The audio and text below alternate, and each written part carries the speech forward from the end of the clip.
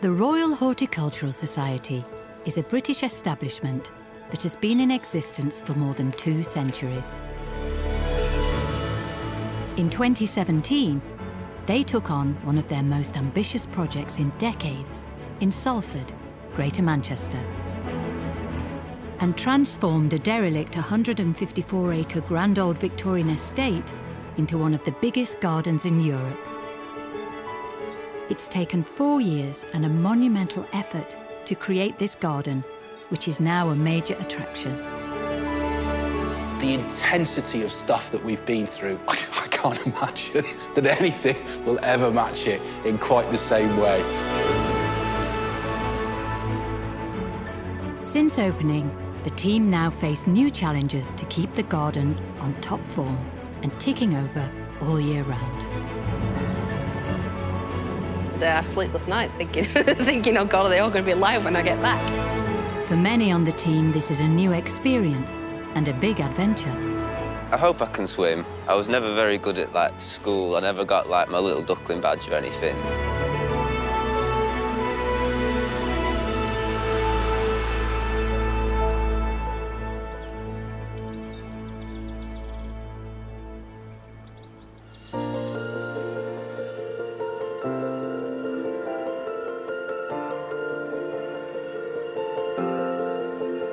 Curator Marcus Chilton-Jones has seen the development of the garden from the beginning.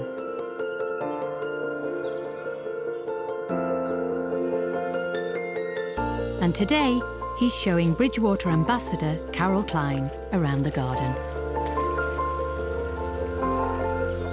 What soil did you use here? So, when we'd stripped out the car park, we built a car park, we stockpiled all of the soil from there, and that's old agricultural chat moss stuff. Yeah, so it's really high organic matter content. Everything in here was rubbly. I mean, it was really poor. There'd been years and years of abuse, detritus, glass, plastic pots, you name it, it was in here. So we stripped all of that down to about 18 inches. Yeah. And then we built all the paths. So you had this floating path network with these big caverns. It's phenomenal, isn't it? Yeah. Look at that selectrum. Look, yeah, they're away. Bigger than you. Oh, it's grand. Look at this. That's a natural, although it's a variety, it's a native verbena, isn't it? Beautiful. Isn't it just lovely? What a smashing plant. And this hydrangea paniculata, you've got a trial of these. Yeah, we've got about 70 out the back, 3 of each. Hopefully, we'll be able to move them at the end of the trial. They'll be on site for about 4 or 5 years out into the woodlands. AGM trials involve assessing how a particular plant performs against certain criteria, like disease resistance, yield, and reliability of flowering. The duration of the trial and the data collected varies according to the type of plant. Varieties that do well earn an AGM, which is an award of garden merit. Look at the size of it. And look, that's Campanula lactiflora, isn't it, Laudanana?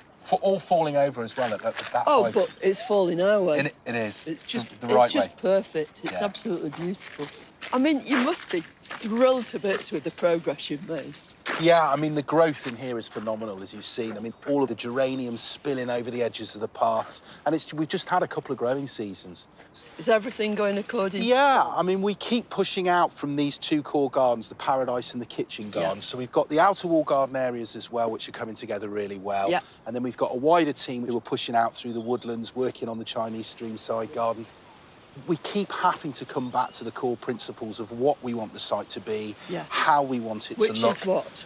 What do you want the garden to do? So we really want it to, A, sit in the context of the heritage, which is a tip, which is really celebrating all of the elements that make it special. The walls, the listed structures, the topography, the woodlands that are here. But it's also the biodiversity of the site, so making as many different habitats, garden habitats, but also wider countryside habitats on site as possible. And then, of course, the third ingredient is the people that come and enjoy it. You know, and today you can see there's hundreds. And that's who it's for? Of course, it's the local people, gardeners. It wouldn't be here. No. Just as a garden on its own, it's for the people.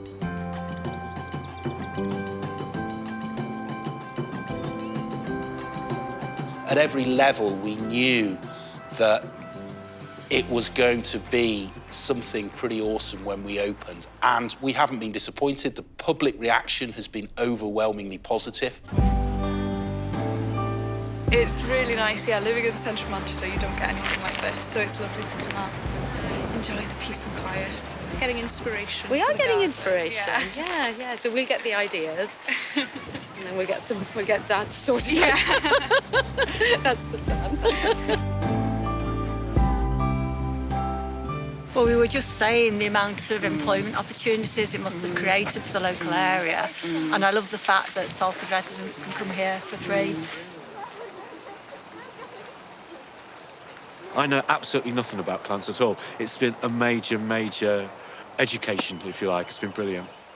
Salford itself, you know, it's got its rich bits, it's got its poor bits, but I think this has become a major tourist attraction. It's therefore bringing money into the area, and I think it's put this part of Greater Manchester on the map, which I think is greatly deserved.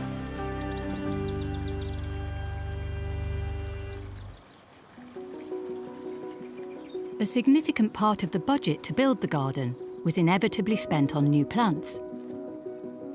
But now that the garden is up and running, they can grow their own. Lisa Hudson is in charge of this mammoth task and raises around 20,000 plants each year. As if that wasn't challenging enough, she's also just taken on the responsibility of looking after a national collection. So we've been deadheading pelargoniums last week, actually. My volunteer kindly did it for me because it was a heck of a job, bless him. And I'm just trying to get them to put roots on instead of flowering, which they're not meant to be doing. So you see, it's starting to get there, but nowhere near enough to pot them on just yet. So hopefully by the time we get to June, they should be ready to go into their slightly larger pots and actually go outside for display.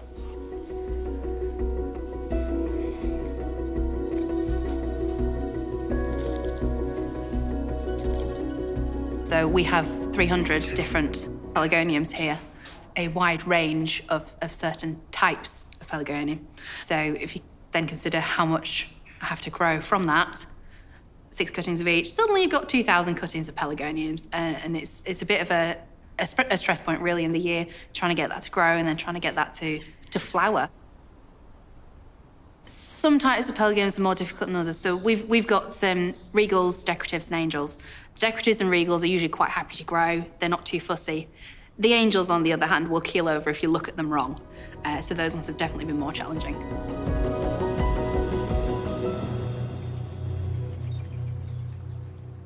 It's not just the pelargoniums that are facing challenges here.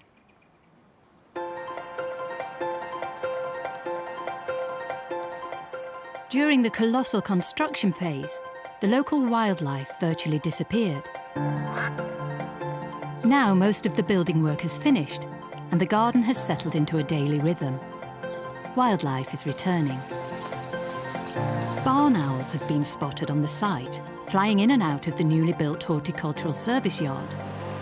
To encourage them and other birds to make their home there, Caroline Jones and her team are installing barn owl and kestrel boxes. We're installing a barn owl box, hopefully encouraging a bit of breeding. I personally haven't seen one here yet, but we do have kestrels and they eat the same food source. So if you have kestrels, then realistically you should be able to get barn owls. So we are hoping that they will come. Barn owls are a medium-sized white bird, very quiet. They're sleek and slender, hunting predators. You don't normally see them, so if you do, it's a treat. I've got a licence to check barn owl boxes, to monitor them. Barn owls are a protected species, so yeah, you can't just go in and do it, you need to have a licence. So the barn owl during the day will be asleep in the box, and they're quite happy with noise around outside. It doesn't bother them at all. So we're going to put some sawdust in the base of the box. We do this so when the female lays the eggs will sit nicely on the base of the box and they won't roll to the side. We've had in the past where eggs have rolled to the side, the female can't bring them back, and then they don't get brooded, get cold, and they just don't hatch. So the idea of the sawdust is so they can make a little nest, like all the other birds make nests, and they can brood them and incubate the eggs properly. Mankind lately have been destroying all their habitats. We have the food source for them, but they don't have where to breed and nest. So we need to provide that for them these days, just so they can bring their numbers back up, give something back to the birds. They're not on the red or amber list anymore, but that is because of the barn owl boxes that have been made and monitored over the last few years. So they're now in a good place.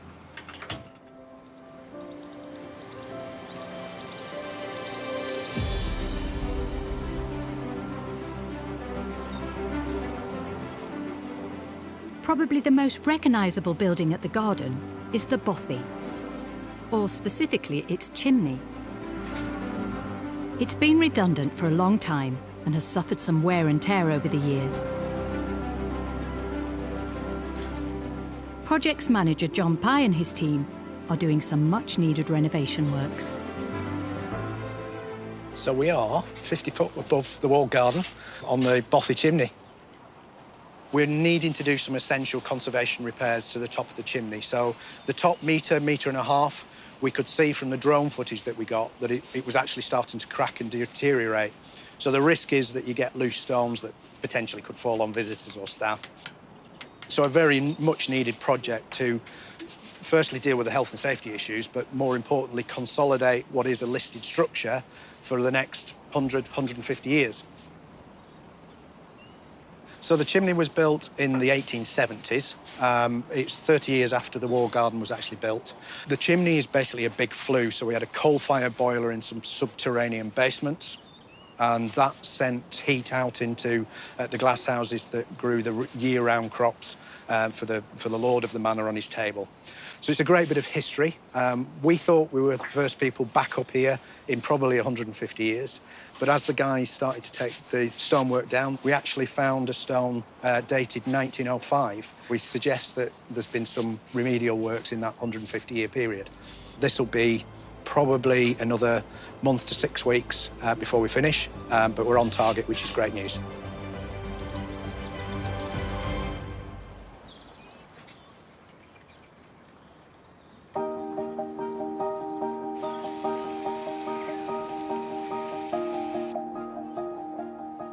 The team here are constantly looking at ways to attract visitors by offering a variety of garden-related events. Like this Pelargonium and Geranium Society National Show, where some of the country's best growers compete and show off their stunning blooms. Having all these shows, makes a big difference in our knowledge of horticulture. This was my little treat to you. She loves geraniums. We like the old, unusual little plant, and then we share them. So we, but we're both the same. We like the same thing, don't we? Yeah. Staff are also drawn to these events. Lisa has called in on a day off to compare her national collection of pelargoniums with these showstoppers. Oh, they're fantastic. The standards are amazing. I only wish mine looked as good as these at the present moment.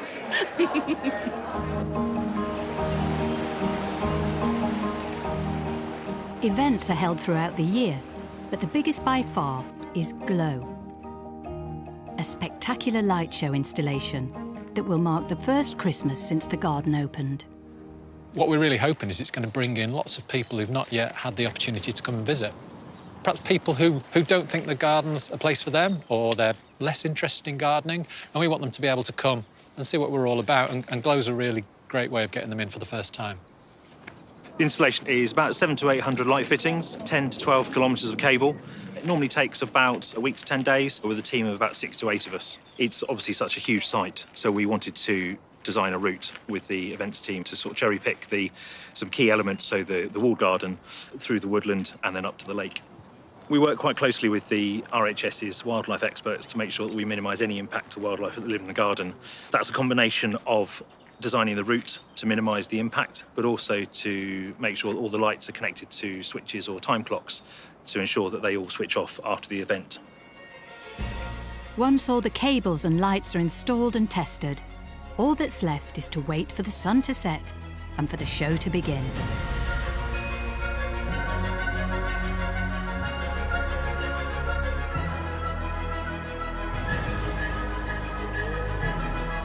seeing the garden at night gives the visitors a completely different experience. Absolutely fantastic. Really? Really is. It's so beautiful to have somewhere so close to where we live. We're very lucky, aren't we, this evening, because we've got a full moon, so you've almost got that eerie mist around it. So it's been fabulous, yeah. It's like having a different garden, because the atmosphere is beautiful at this time of year, and it's just a different vibe. Illuminating this huge site has been a big challenge, but it has paid off. The showpiece is the lake where the magnificent trees on its banks are lit and reflected on the water. I really like seeing the lights reflecting in the river. It's just really beautiful. You see the trees all lit up and the way that they reflect on the water, it's beautiful.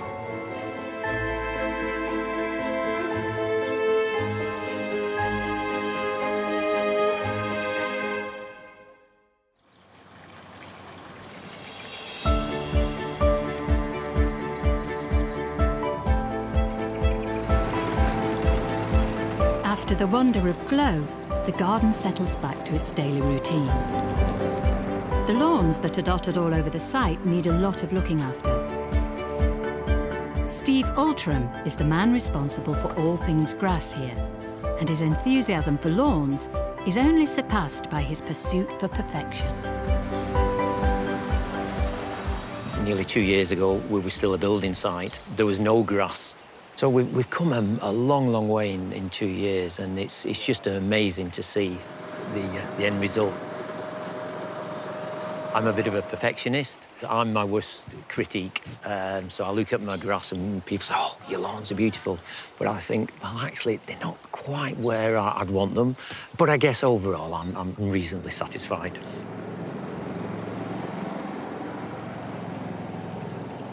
I personally like the straight lines. I like to alternate different directions, so I'll never cut in the same direction 2 days on the row. So we can do straight up and down and across, and we call that checkerboarding, and that gives a lovely effect. And we can do a left to right, right to left, gives a diamond pattern. So I tend to be traditional in the way that I cut a lawn. How do I relax in the evening? Probably will come as a bit of a surprise to a lot of the people. I do kickboxing. I do that 3-4 times a week, and I find that that really relaxes me. People find mowing grass a little bit, repetitive. I don't see it like that. The challenge is always, to keep pristine the lawns. It's not just looking after the lawns, it's looking after the wildflower meadows that we have on site. And we're trying to encourage people to turn some of the stripy lawns over to kind of wildflower meadows. And that is also equally a challenge and one of my passions as well. And he certainly doesn't adopt a keep off the grass policy. On the contrary.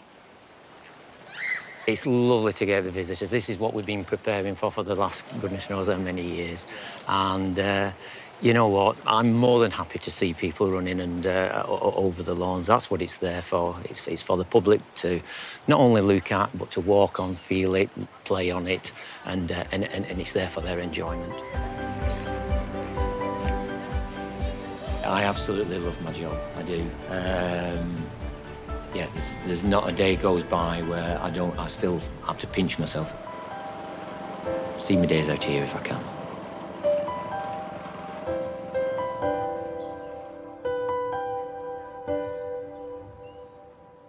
While the public admire and enjoy the results of Steve's hard work, Lisa is quietly getting on with her national collection of pelargoniums. So today I'm doing a bit of potting of the pelargonium collection. Since it's got to the end of June, I probably should have done it a couple of weeks ago, but I've just had a holiday, so it's getting done now, whether they like it or not. Luckily, they're at a good stage. They've got a decent root system on them, so they should romp away once I actually get them into their new pots and into their new home. The easiest way to tell if something's ready to pot in is to actually look at the roots. So as you can see from there, it's well rooted. They're quite forgiving in terms of, put them into a bigger pot. they'll quite happily put their roots down and carry on. We've had to chop their little flower heads off recently. So they had a thorough deadheading to try and encourage them to actually grow greenery rather than colourful. But hopefully once we get them in and let them actually have their heads, they should start flowering. Hopefully in the next 4 to 5 weeks. Fingers crossed. I'm quite content with my little kingdom. I quite like being in charge of it. My husband would probably tell you I'm quite bossy, so actually having somewhere that I can kind of control everything is really good for me. I don't mind working on my own most of the time, although I do tend to talk to myself after a while. So having a couple of volunteers come in a couple of days a week is really good because it gives me somebody to talk to. I try not to boss them around too much. They keep coming back, so I can't be that bad. The collection as a whole is doing fairly well. I'm having to get replacements for a few things that did not come through the winter particularly well, mainly for the angels. Most of the regals, which is what I'm doing now, is the regals. They've come through it fairly well because they're a little bit tougher. They don't mind a little bit of rough treatment or a little bit of cold. The angels, on the other hand, are delicate little creatures that do not like to survive. It is a bit of responsibility looking after these. Oh, generally just not trying to kill them. But is there any more responsibility than providing 20,000 plants for the garden? Not really. Do I like them? A little bit dependent on time of year, to be quite honest. When they're in full flower and they're outside and they're looking beautiful, then I think they're lovely plants. But yeah, when it comes to time when I'm taking cuttings and I've done, 1,600 and still going, no, I don't like them at all. Lisa has been in the business of looking after plants for more than 14 years. The RHS run apprenticeships to bring on new talent. These fresh-faced newbies are Arboriculture apprentice Gabriella and horticultural apprentices Tim, Max and Oshan are already showing considerable promise. So we're just planting out this sort of herbaceous border, and then this Lanista is going in as a sort of shrubby element within that, getting an understanding for placement of plants in a design, and how groupings work together, potentially sort of grouping sort of 3s and 5s and spacing them in relation to the size of the plants. So it's working with the plant material, really. So I'm just deadheading my calendulas at the moment. As you can see, there's quite a few flower buds waiting to come through. So the calendulas are entirely edible, as are the nasturtium flowers. You can just pick them and put them straight into your salad and eat them. Today, we're just finishing off the deadheading of the dahlias. What you want to do is chop at the heel, because that's where the plant stores its auxins or its growth hormones. So, fingers crossed, once we've cut that back, we should get another flush of flowers. There's nothing to complain about, really. I mean, I do complain, but there is really nothing to complain about. The apprentices' practical skills are really coming along, but today they face an entirely different challenge. So the apprentices today got their first ident. So we've given them the challenge of 10 herbaceous perennials and 5 grasses that are in the gardens here. And what they'll need to go around and try and remember the way that we write plant names correctly, and they'll be asked to write down as many as they can recall. But this all contributes towards them getting their apprenticeship at the end of the 2 years.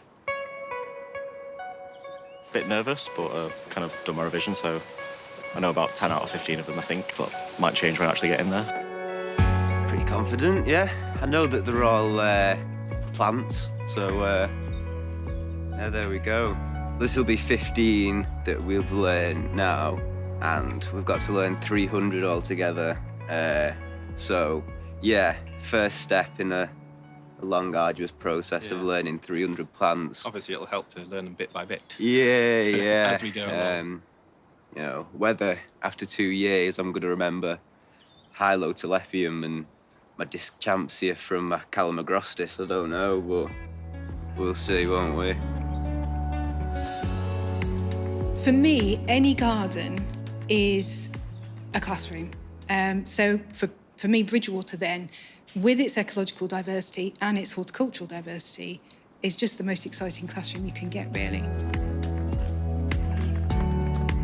I found it really quite hard to get my head around the spelling, around the meanings. It took a lot of time to memorise what they were. And then you kind of built your confidence at being able to spot them, spell them correctly. The Latin was difficult to start with. As time progressed, I think after maybe a year, and certainly by the second year, I got a hang of it. But initially, it was quite difficult to get my head round. I think there'll be a lot of organisational challenges, and it's going to be quite intensive educationally, something that I'm not quite as used to. I think I'm going to enjoy it. That doesn't mean it's going to be easy. It's tough work, but it's ultimately some of the most satisfying work I can think to do. I'm not as smart as some of the other apprentices. I've not got a master's, but I was welcomed in any way.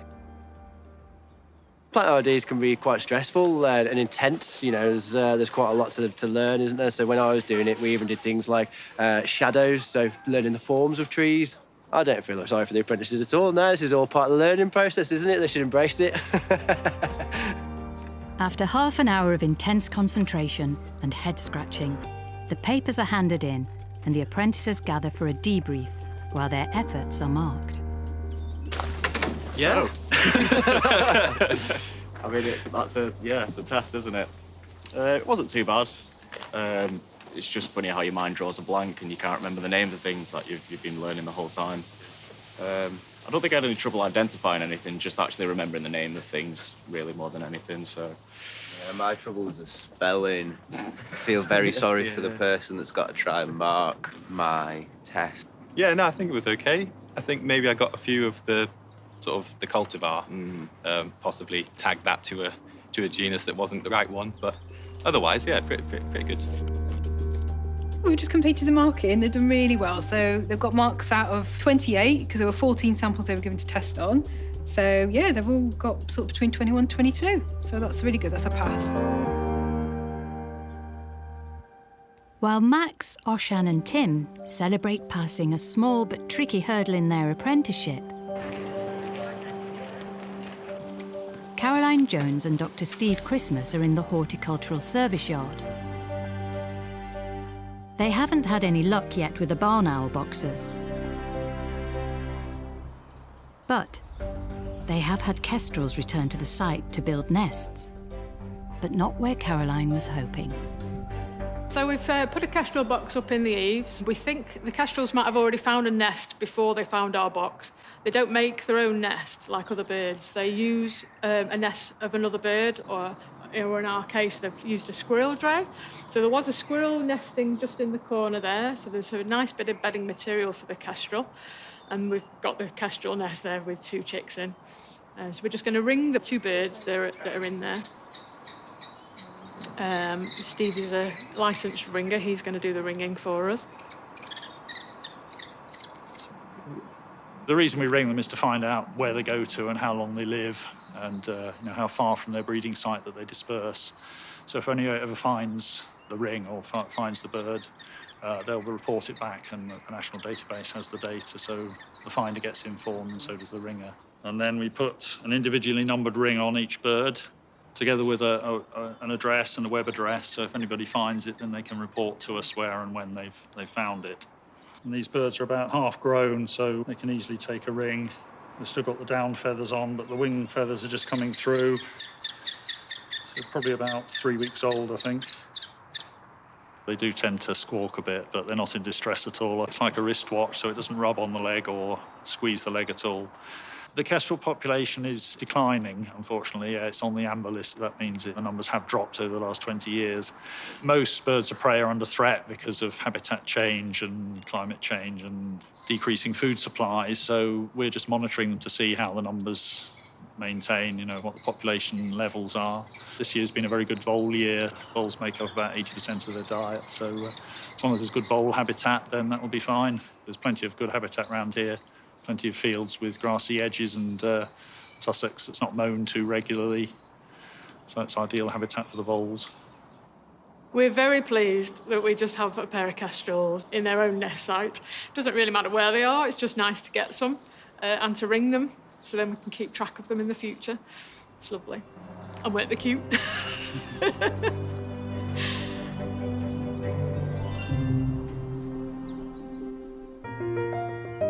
The site the garden now occupies started its life more than 180 years ago.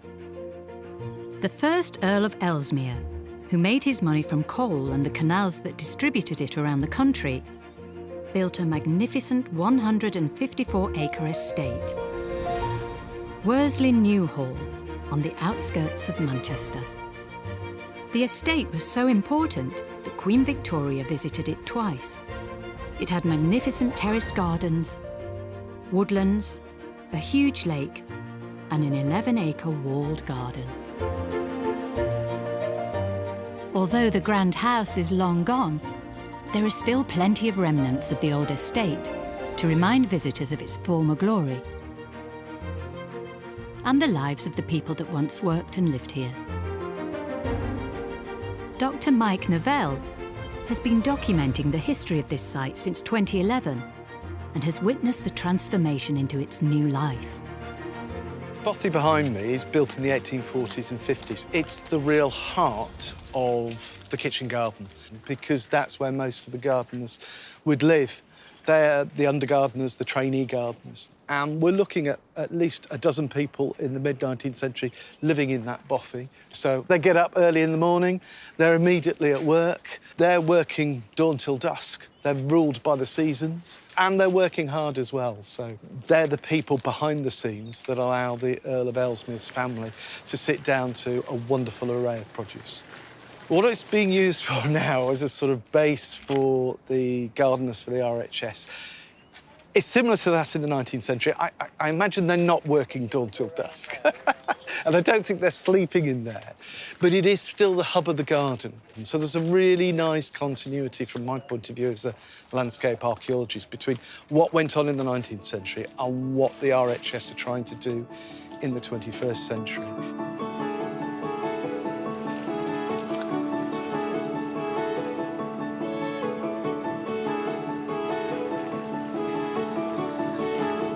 This is the head gardener's cottage. It's a real contrast to the bothy over there. This is more elaborate, although it's built at the same time, designed by the same architect. So this is where the head gardener and his family would live. The design reflects, I suppose, the status of the gardener in charge of the walled garden here. It also is a sort of separation between the head gardener and his workers.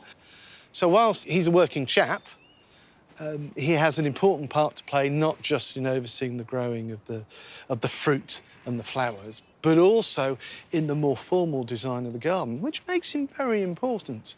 And you can see that in some of the documentation in the early 1920s, when he's writing to the family, saying, what do you want me to do about this year's planting scheme, this year's crops? He gets quite a dusty response, but he's in that important role where he can talk directly to the family. The old head gardener's cottage, where William Upjohn and his family lived, is strategically positioned in the 11-acre walled garden, and within this space is the new 2-acre kitchen garden. So the kitchen garden here is quite interesting because it wasn't originally the kitchen garden. That's in the walled garden originally in the 1840s, 50s over there. So this is an area for growing young tree saplings for the wider estate. So it's had a complete change of use here in the 21st century. But one of the things I do like is growing food for the local estate, not for the Ellesmere here, but in this case, for the Welcome Building over there. Food metres, not food kilometres, so food yards, not food miles. But in the 19th century, you'd have been able to see the Worsley New Hall for the Earls of Ellesmere on the horizon there, again, from the kitchen gardens. I love how we've kept that sort of landscape fixture here. In the Earl of Ellesmere's time, the terraces up by the house would have been the showy centrepiece of the estate. But now, that role is taken on by the Paradise Garden.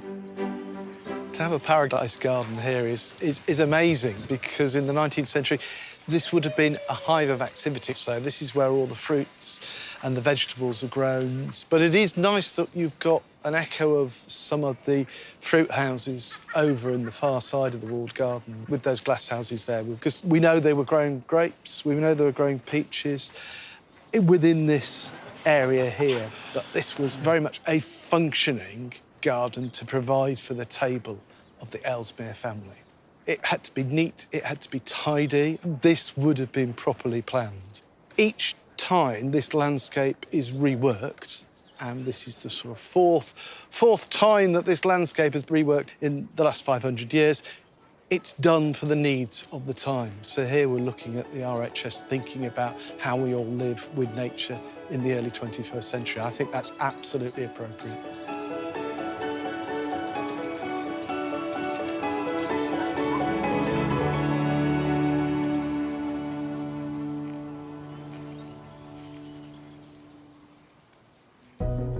It's well known that gardening has huge benefits for physical and mental well-being. The team are keen to promote these benefits, so they've created a space where people from the local area can come and garden. Azichi Brewster is in charge of the Wellbeing Garden. I'm the therapeutic gardener. Because this is a new garden, there was a lot of opportunity to actually look at the area and the community to understand health issues and health matters within Salford. And for that reason, we were able to discover that there was a place for using gardening and green care to support people's physical and mental and emotional health. Right, what we're doing, this is Sweet Sicily here. If it's dry, it does break off easily, like that. So if you wanted, if that was easier for you, you can do that. Yeah, like that. Yeah, that's okay. Today, Azichi is joined by one of her regular groups. I've had a very rare gyno cancer, very rare indeed, and I don't work anymore, I have limited mobility issues. I'm absolutely obsessed with anything flowery. I love flowers, but I've never actually gardened, ever, because I just thought, oh, it's too difficult, I won't know what I'm doing. I've learned quite a lot. It's made me like really relaxed. Even though I thought it'd be physically hard, the gardeners here adapt everything to your condition and side effects. I just think, having gone through cancer and obviously the physical trauma and everything's been in a clinical environment for a long time, I think it's nice to do something in a non-clinical, natural environment where it makes you forget about being ill. It's helped me speak to other cancer patients to swap ideas on how to improve our lives and keep going. I think motivation is the biggest thing. Those are our favourite. Yeah, those are easy ones to spot. Pretty. Yeah, that's a proper weed. I took early retirement from working for 40 years with the local council for family circumstances. And then when that changed, I had absolutely nothing that I wanted to do or felt I could do. I lost a lot of confidence. And to build that back up again, I joined the Wellbeing Gardening. Whatever problems you've got or worries, they're left in the car park and you can just walk in and you feel like you're just walking on air.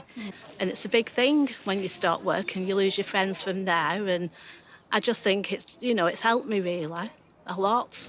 So it gives us a purpose, to come every week and try and help and meet people.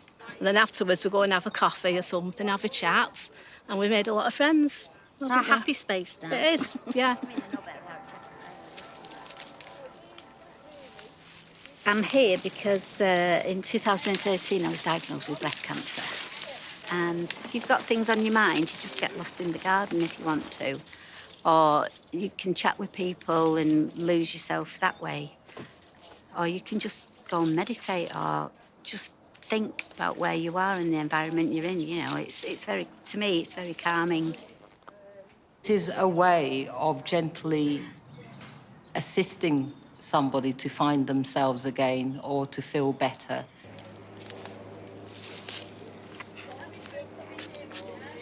As a job, I like supporting people, and using plants and using nature to do that is such a privilege. Azichi is lovely, and she does some amazing sessions here with people. She's just, yeah, she's really, really a lovely person. She doesn't make you feel afraid to have a go and maybe get it wrong. And she helps you learn new skills very quickly. And I think that in itself makes people feel confident. You can measure the success of it in that you see the person that has been coming for a few weeks thriving. You see a change in them. The general feedback is thank you for what you're doing here. So that's also taken me by surprise. I don't think I've worked in another job where people have thanked me and my colleagues so much for what's being created here.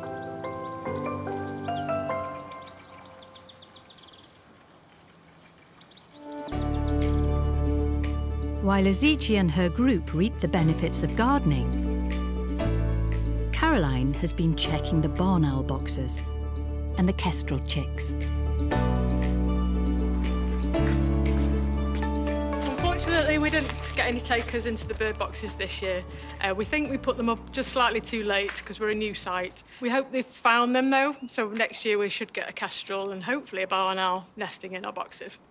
Kestrel chicks are really good. After the ringing, they fledged. They were scuttling along the floor, finding some higher ground to try and get out into the woods. They did manage it. They were a couple of days apart because the older chick is about 2 or 3 days older than the younger chick. So that was flying up high in the trees, and the little baby was still here, couldn't fly. So that was quite funny to see the difference. But before the youngest one fledged, I did manage to get some pictures before it was flying. And it's just sat on a pallet just over there, sunbathing for all of one day, and lots of us were taking pictures of it, and it wasn't bothered at all.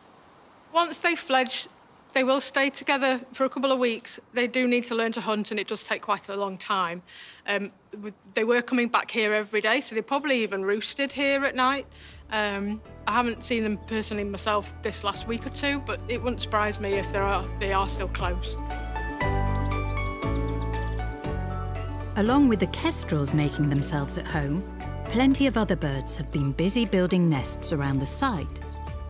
And some have been choosing an unusual location.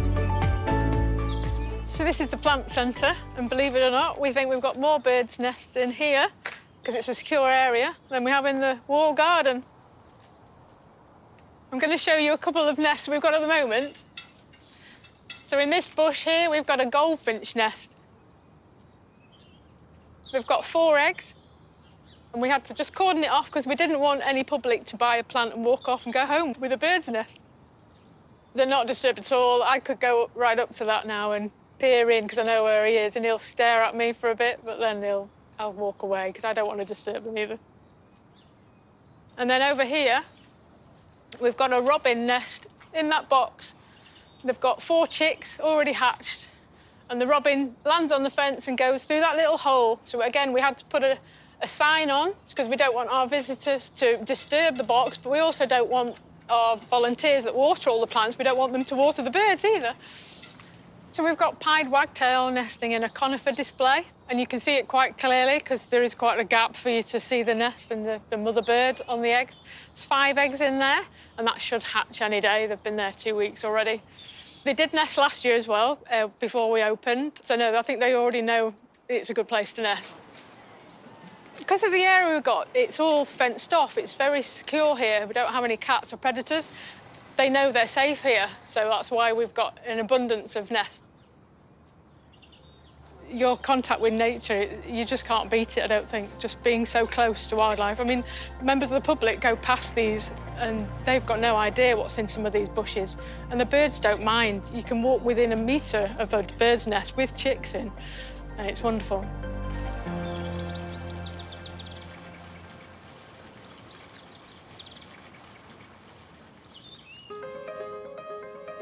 Lisa has been nurturing her national collection of pelargoniums in the greenhouse for months. waiting for the weather to warm so they can be put out on display. And today is their big day. Today we're putting out the angel-type pelargoniums. The regals and decoratives went out the other day. I kept these ones back because these obviously have taken a little bit longer to get their feet in. But they seem to have settled in quite nicely. We've given them some seaweed, so that always helps green them up. So yeah, putting them out on display, getting them out in a bit of sunshine, doing a bit of good. Right, these ones are ready to go.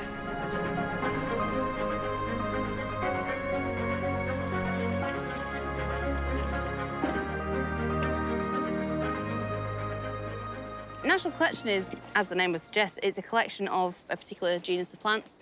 The point of having a national collection is pretty much to actually keep the cultivars, because a lot of them are not what you would consider commercially viable, particularly things like these angels, darlings that they are.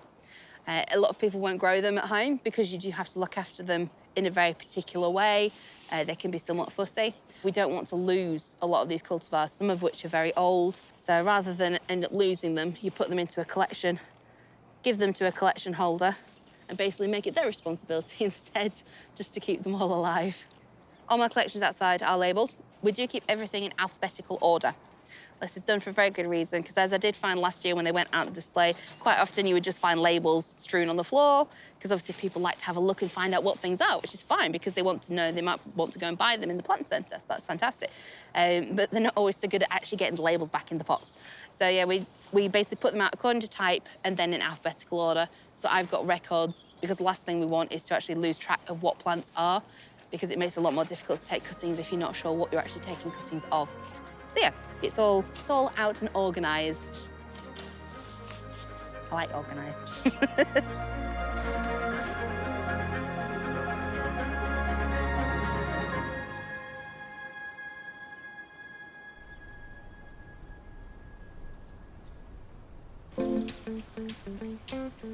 Bridgewater relies on an army of volunteers to keep it going. They have garden volunteers, welcome building volunteers, cafe volunteers. Right, I'm going to get into position, guys. All right? And then there's Elaine, a volunteer tour guide. Good morning and a very, very warm welcome to you all to our... You have to engage your inner child and you have to make it fun for people, put on a bit of a show.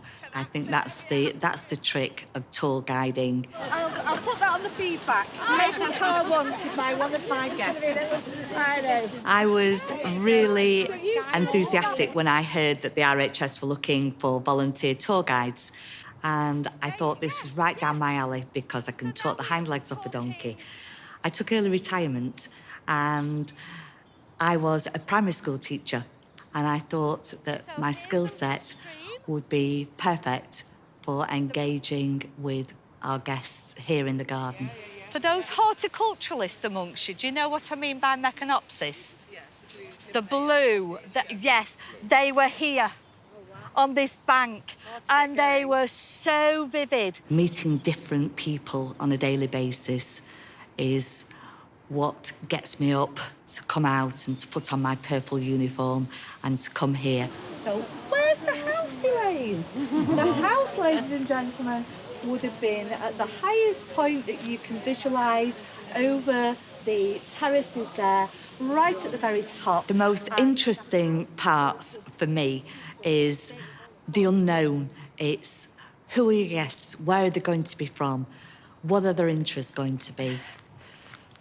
Does somebody's verbena look like this at home? No. I've got one as well. My husband thought it was a thistle and cut it down. I know. What can you do? Come on through.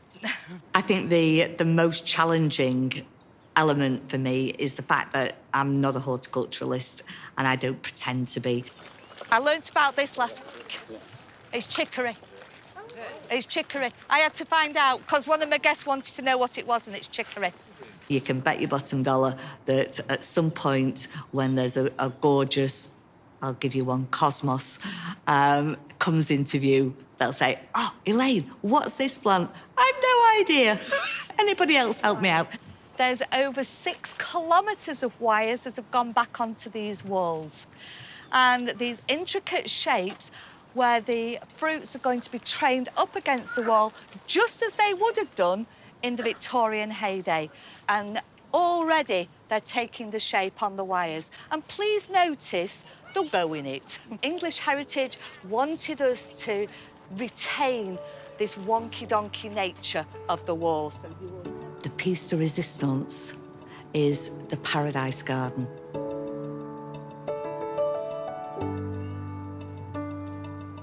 The Paradise Garden is the only one that has the 4 high walls. And there is definitely a different feel when you enter the garden. So what I tend to do, I tend to be a little bit dramatic, but I tend not to talk. Because when you come through the centre space there, you're faced with a 70 square metre lily pool. And it gets you, it really does get you.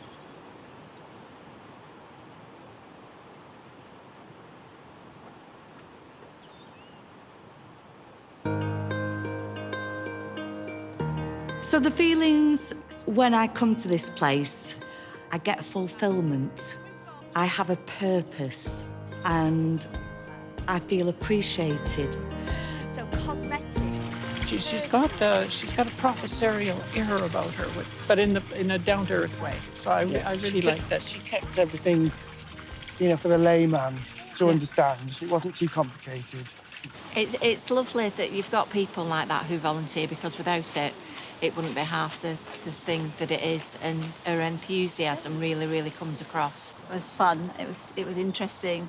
Yeah, she told us to put our imagination hats on, and then she helped us to really imagine it. As soon as she said that, I thought she must be some form of teacher, and my wife's a retired primary school teacher, and I think, yeah, it showed through that she was able to communicate really well. Somebody did ask me just now, did I swat up for you guys this morning? And I said, no, I'll stop myself from doing that. If I don't know what I'm talking about now, God help me. Thank you. Cut.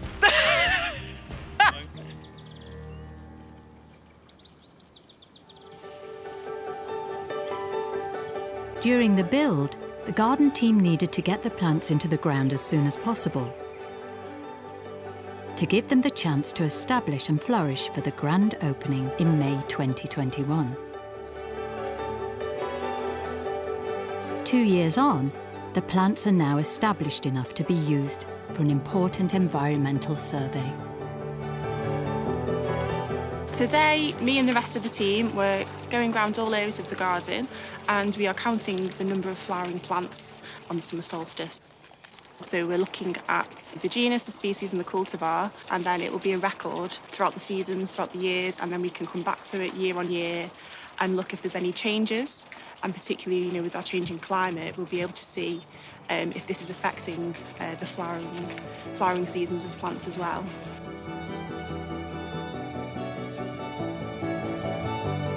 It's really nice to look back on all the areas that were planted up and actually spend time to reconnect with the garden.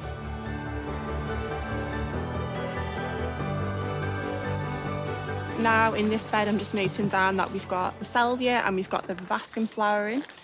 So I'm making a note of this down on the plan, which will then get transferred onto the spreadsheet. So while we're here, it's also a really good opportunity to take a closer look at the plant, so we can look for signs of any pest issues or health issues, and note these down at the same time.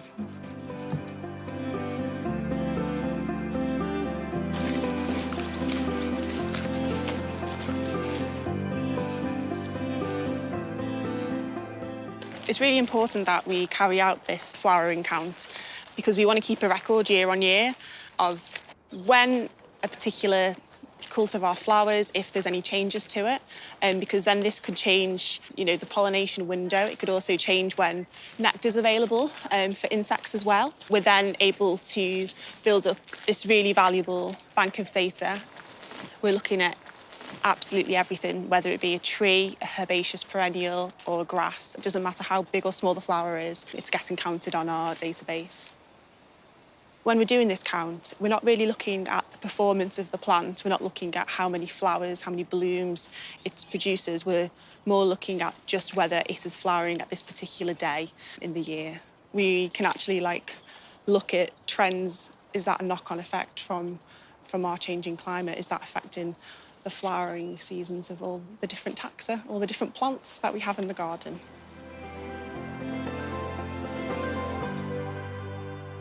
The walled gardens are flourishing.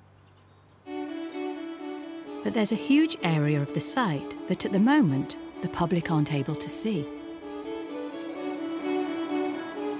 So we're on the site of Worsley New Hall, which was the residence of the Earls of Ellesmere. This is the start of the garden. This is where it all began.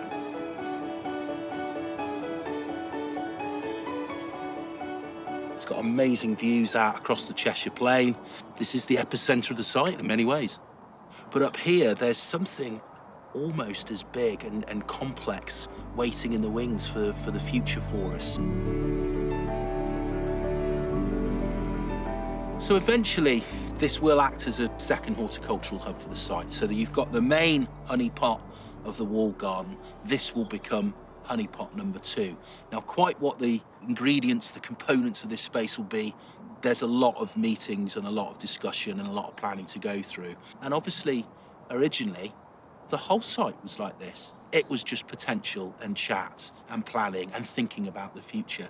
The world is our oyster in a lot of ways, but it's a big old piece of land to chew off.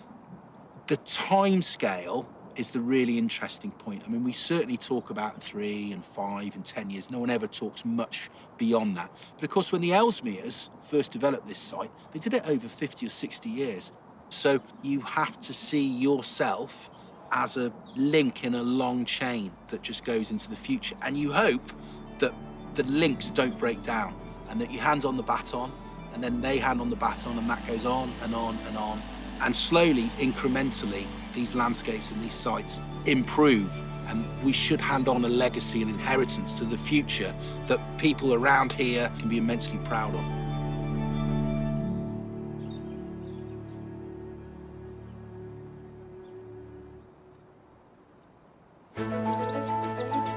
As the garden moves forward, the team reflect on their time here.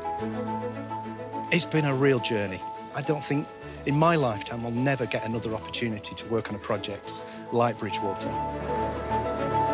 It's always that last 10%. So, yeah, I'm going to create the perfect lawn here. Watch this space. I feel like I've learned a lot. I feel like I know what I'm doing. Definitely think I've chose the right career. There's a lot that I don't understand about the world, but I do understand bulbs and shrubs and dirt. So I think what I've found in horticulture is a job which I can see myself doing for the rest of my life. It makes getting up at 5 in the morning a lot easier if you can come to work at a place like this. I'll try and carry on for as long as I can physically, you know what I mean, as long as age will let me do it. I hope I can be at it for a few more years just yet. I feel really privileged seeing how people are responding and reacting and enjoying the space and feeling really grateful that they have something like this near where they live. No, I definitely don't want to be curator. That involves too many meetings and not enough horticulture. If I could have a crystal ball, late teens, and stare into it and look into the future, I would have definitely have been surprised, I think, that I'd ended up in a magnificent garden doing the job that I do.